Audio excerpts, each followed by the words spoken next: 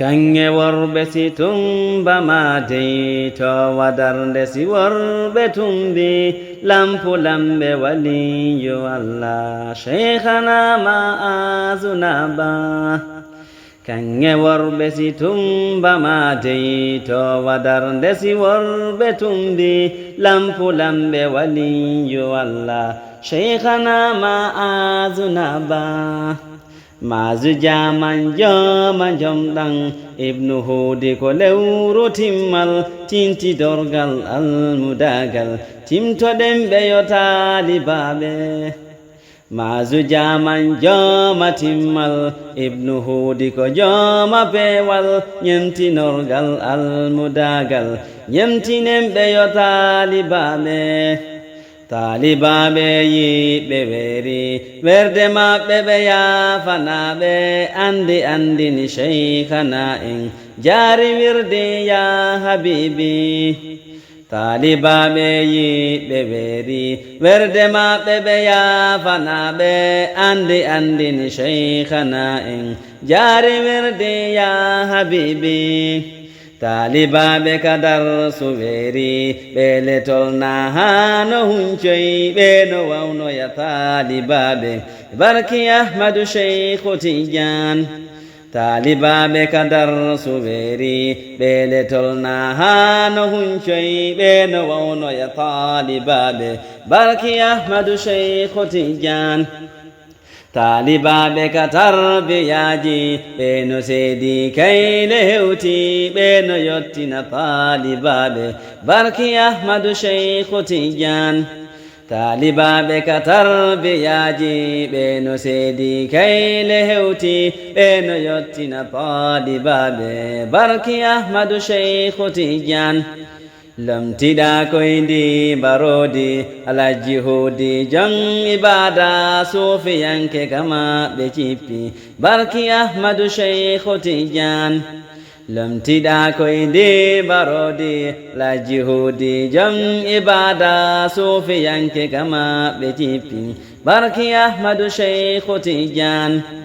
Kule zardinge leyde moɗon puupi mawni hanoto woye darde ma ya Sheikhana ba barki Ahmadu Sheikhu Tijan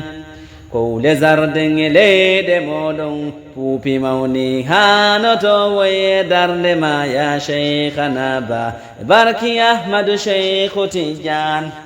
Sheikhana Ma'azu darti hiwi howi yarni fewni fini foƴƴi jabi e julɓe barki Ahmadu Sheikhu Tijan Sheikhana Ma'azu darti hiwi howi yarni fewni fini foƴƴi jabi e julɓe barki Ahmadu Sheikhu Tijan Julna janno ya talibabe jarawajo seɓɓe julɓe wirdu men Tijani dental barki Ahmadu Sheikhu Tijan Julna janno ya talibabe jarawajo seɓɓe julɓe wirdu men Tijani dental barki Ahmadu Sheikhu Tijan Yo Allah rendine ɓeɓɓe maɗa hiɓɓe ma almoɓe maɗa yande dargal yafoyo en barki Ahmadu Sheikhu Tijan Yo Allah rendine ɓeɓɓe maɗa hiɓɓe ma almoɓe maɗa yande dargal yafoyo en barki Ahmadu Sheikhu Tijan Joma julɓe annabijo sahaba en ali en fo ko wuri mayi e kalgu on fo barki Ahmadu Sheikhu Tijan Joma julɓe annabijo sahaba en ali en fo ko wuri mayi e kalgu on fo e barki Ahmadu Sheikhu Tijan Kange warbe si tumba mate to wadarde si warbe tumbi lampu lambe waliyu Allah Sheikhana Ma'azunaba Kange warbe si tumba mate to wadarde si warbe tumbi lampu lambe waliyu Allah Sheikhana Ma'azunaba Mazu jaman jama jomɗan ibnu hudi ko lewru timmal tinti dorgal almudagal timtoɗen ɓe yo taalibaɓe Mazu jaman jama timmal ibnu hudi ko jama pewal ñemtinorgal almudagal ñemtinen ɓe yo taalibaɓe Talibaɓe yiɓe weeri werde maɓɓe ɓe yafanaɓe andini sheikhana en jaari wirde ya habibi Talibaɓe yiɓe weeri werde maɓɓe ɓe yafanaɓe andini sheikhana en jaari wirde ya habibi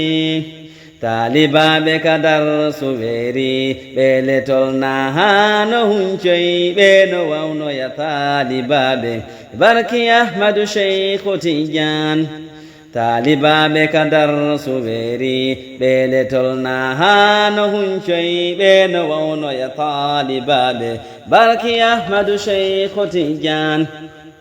Talibaɓe ka tarbiyaji ɓe no seedi kayle hewti ɓe no yottina talibaɓe barki ahmadu sheikhu tijan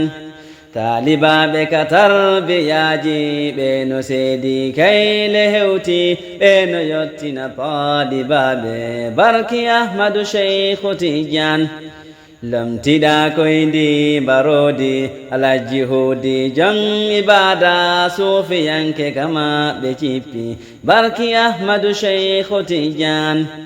Lamtiɗa koyndi barodi alhaji hudi jom ibada sufiyanke kama ɓe cippi barki ahmadu sheikhu tijan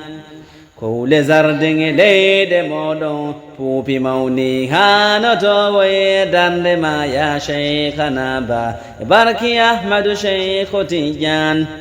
Kowle zardeŋe leyɗe moɗon puupi mawni hanotowoye darde ma ya sheikhana ba barki ahmadu sheikhu tijan